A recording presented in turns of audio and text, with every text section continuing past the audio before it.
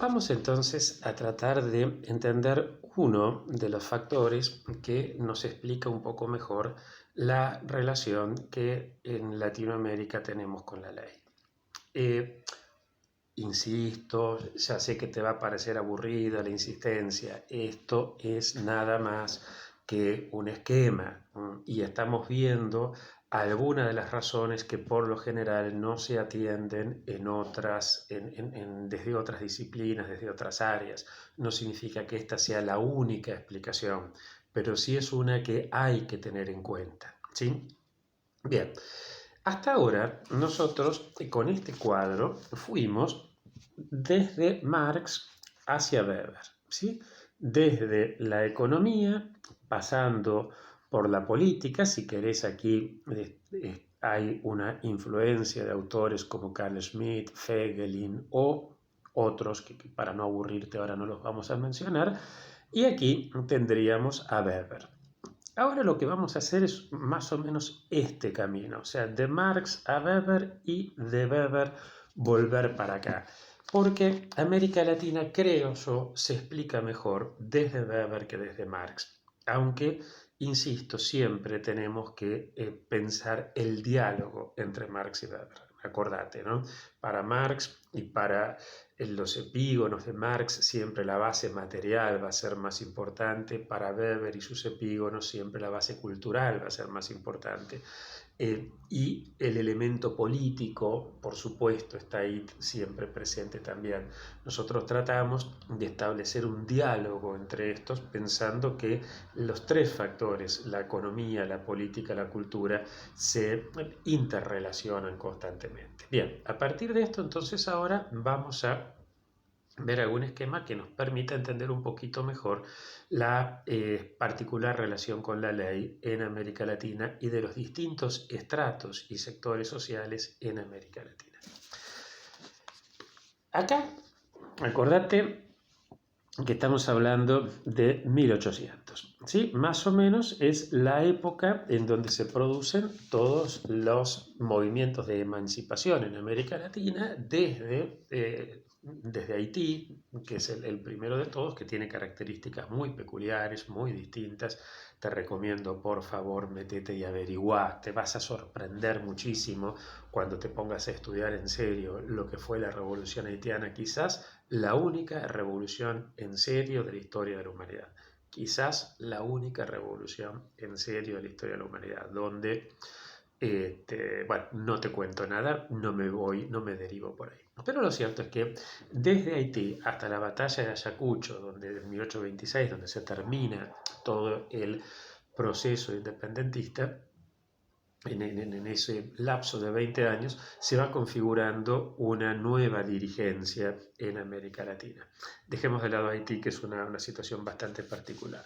Pero después, desde México hasta Chile, Argentina, Uruguay, lo que vamos a ver es que al final de todo este proceso van a ser los que queden con el ejercicio del poder público, van a ser las élites, tanto en términos de castas como de estamentos, es decir, van a ser, en líneas generales, varones blancos de apellidos ilustres, los que queden a cargo, no necesariamente el que quede a cargo de la presidencia en sí, pero sí el sector de poder que ejerce el poder público van a ser estos. Ahora, el problema es que estos sectores que ejercen el poder público, estos sectores al ejercer el poder público no van a poder seguir defendiendo la monarquía desde la tradición.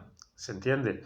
¿Por qué? Y porque si vos te basás para legitimar tu poder en la tradición, en líneas generales vas a tener que seguir aceptando a Fernando VII en el caso de la América hispana o a Don Juan en el caso de la América lusitana. Algunos por eso plantearon la necesidad de coronar al Inca, porque con el Inca volvíamos a una legitimidad previa, ¿sí? a la invasión española. Entonces ellos decían, así como España considera que durante la invasión napoleónica no se afectó la legitimidad de la monarquía española, del mismo modo nosotros en estos 4 siglos de dominación española no afectaron la legitimidad incaica. Pero como bien sabes vos, esta que fue la actitud y la postura de muchos, muy interesantes, de nuestros próceres, no fue la línea que finalmente predomina. Predomina a instancias de la mayor parte de esta élite, predomina en cambio la idea de establecer repúblicas, ¿sí? Ahora, no podemos fundar la república en la tradición, eso está claro, ¿sí? Bien, ¿en qué la vamos a tener que fundar entonces?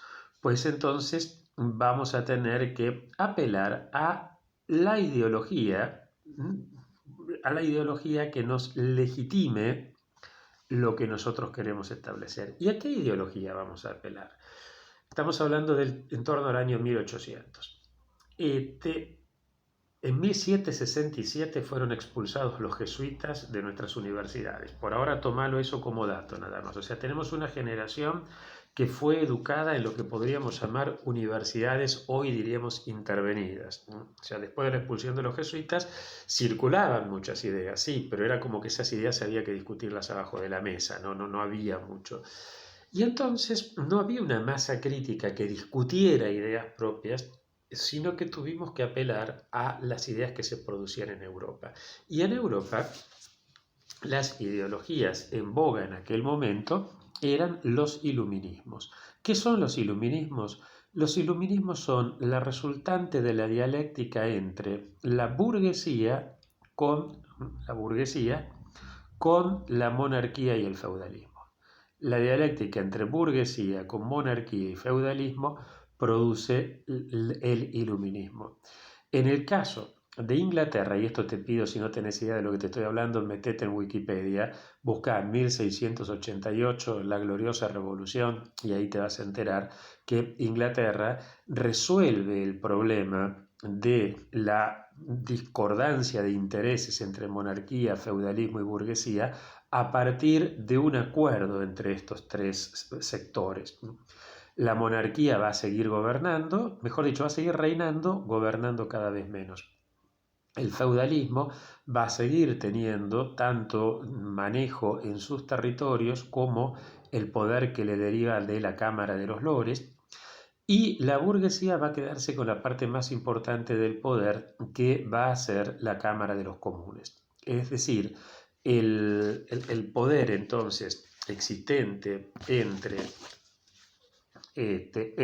la burguesía, monarquía y feudalismo, este acuerdo va a generar en Inglaterra un iluminismo de tipo legitimador del sistema. Fíjate, googlea autores como John Locke, como Adam Smith, ¿sí? En líneas generales, todo el iluminismo inglés va a ser que es un iluminismo que legitima el sistema. Mientras que en cambio en Francia no hay ningún acuerdo entre monarquía, feudalismo y burguesía. Fíjate por qué, no vamos a meternos aquí con eso. El hecho es que ese desacuerdo, ese desacople, genera un iluminismo de tipo revolucionario, de tipo deslegitimador. El iluminismo francés es un iluminismo que va preparando las condiciones para la violenta Revolución Francesa. En América Latina, por las razones que te explicaba, no tenemos un iluminismo propio. En primer lugar, porque no había burguesía propia. La burguesía nuestra era una burguesía que estaba compuesta por los estratos medios y altos del ejército, del clero y de la administración. Ni el ejército ni la administración, por definición, permiten una discusión fuerte hacia adentro, ¿no? Son estructuras verticales donde hay que obedecer. Y el clero, sobre todo tras la expulsión de los jesuitas, pero en general el clero que se fue conformando bajo el mandato de los Borbones y bajo el mandato de los Borbones en España y de la monarquía lusitana, sobre todo a partir del Marqués de Pombal y demás, es un clero muy vertical también, donde no hay discusiones internas como podía haber en otros cleros y en otros momentos. Es decir, no hay debate, no se genera un espacio para discutir ideas, pero hay más todavía. El ejército, la administración y el clero, ¿de qué cobran? ¿De qué viven? ¿Quién les paga el sueldo? ¿Se los paga el burgués con sus impuestos? No, si no hay burgués que genere industrias ni en España ni en el continente. Es la corona la que les paga. Y la corona se alimenta de industrias básicamente extractivas con mano de obra esclava, ¿no? El oro, la plata, etc. Es decir, que entonces mal podría haber una dialéctica entre burguesía, monarquía, feudalismo directamente no, porque el feudalismo después de los levantamientos de los comuneros en el siglo XVI, bajo Carlos V, el feudalismo desapareció como tal, quedaron títulos nobiliarios pero no con poder real. Es decir, entonces, no hay una dialéctica burguesía-monarquía, ¿sí? Por ende, no tuvimos un iluminismo propio, por ende hubo que acudir a esos iluminismos, al inglés y al francés. Sé que esto es muy difícil, ¿eh? Por eso aquí es donde más te pido, por favor, que lo leas, lo pienses, le des vuelta, vayas todas las veces que necesites a internet a buscar las palabras que no conoces, los autores que no tenés idea. No es fácil, no es fácil, pero dale vueltas y vas a ver que vas a entenderlo. Bien, entonces, de resultas de esto, te decía, lo que hubo es que acudir a los iluminismos francés o inglés. Los sectores más liberales acudían al iluminismo francés, que era el más deslegitimador del sistema, los sectores más conservadores al iluminismo británico. Pero entre estos después vas a tener las guerras civiles que hubo desde México hasta Argentina, con la sola excepción de Brasil y de Chile. Hubo guerras de facciones en todos nuestros países donde en líneas generales podemos ver, por supuesto con las características de cada lugar, lo que podríamos llamar guerras entre los más conservadores y los más liberales, o entre los federales que tenderían a ser un poco más conservadores, los unitarios que serían más liberales en el caso de la Argentina, con diferencias muy grandes y repito, insisto una vez más, esto es un esquema, hay muchos matices. Bien, entonces, si vos te fijas, y con esto ya sí vamos cerrando, en Europa nosotros tenemos que es la burguesía, la que, la burguesía, la que a través del Estado-Nación moderno, que lo siente como propio al Estado-Nación moderno, dicta la ley, expresión del Estado, y funda una ideología para legitimar todo esto. ¿Se entiende? Entonces el burgués en Europa siente al Estado-Nación moderno como algo propio y la ley además va a ser dictada por sus representantes. Y la ideología es la formada precisamente por los teóricos de la burguesía para dar un andamiaje a todo esto a partir de la dialéctica entre los teóricos de la burguesía con la monarquía y el feudalismo tal como hemos visto. Pero ¿qué pasa en América Latina? En América Latina los varones blancos de los estratos dominantes en pelea con la monarquía tienen que apelar a la ideología para desde la ideología entonces, ¿qué les dice la ideología? La ideología le dice, y tenés que fundar el Estado-Nación moderno, ¿se entiende? Entonces fundan el Estado-Nación moderno, dictan la ley y crean la burguesía. Fíjate que las burguesías latinoamericanas son creaciones del Estado, al revés de lo que vimos en Europa.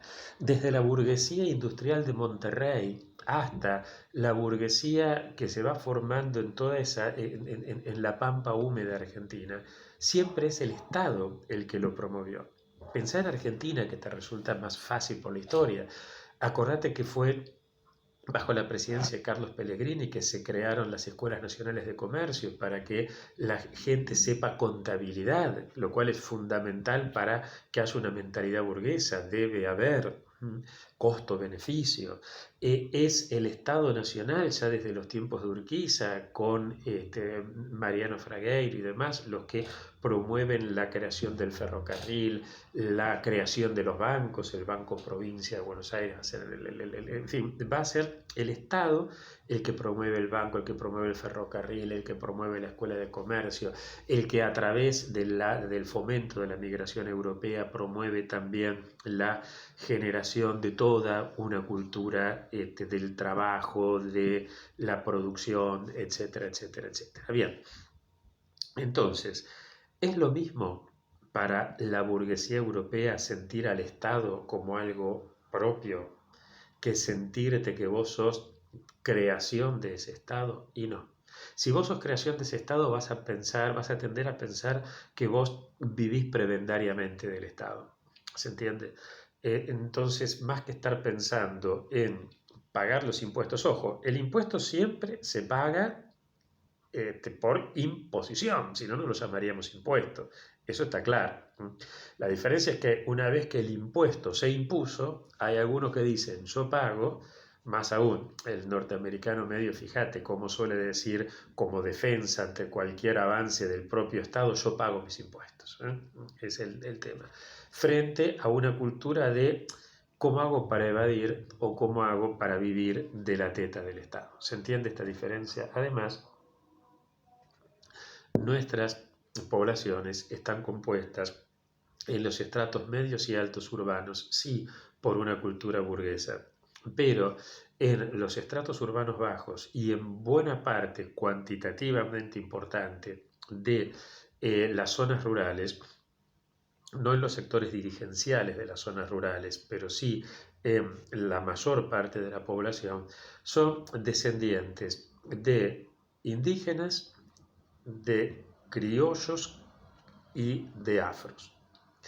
En los estratos medios y altos urbanos también, pero no me voy a meter ahora con eso. Ahí hay más influencia de otra índole, no me voy a meter con eso.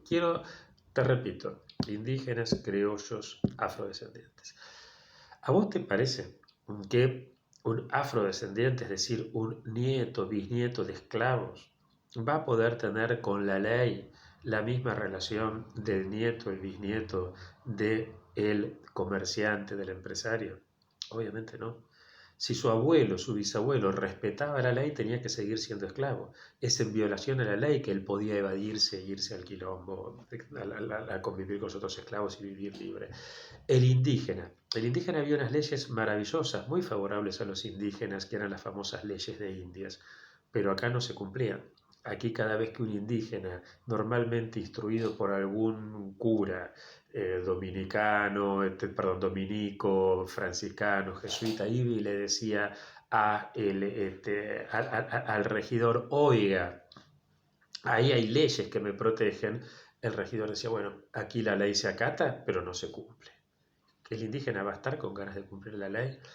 El criollo va a tener ganas de cumplir la ley. Si te queda alguna duda, lee el Martín Fierro. Vas a ver cuál podía ser las ganas de acatar la ley de ese criollo. Nos sorprende entonces que burguesía y descendientes de indígenas, de criollos, de negros, tengan con la ley una relación conflictiva. No. Sin embargo, ten en cuenta que desde la vuelta de la democracia estamos haciendo avances impresionantes. Por lo pronto, desde 1983 estamos respetando la madre de todas las leyes, que es la Constitución.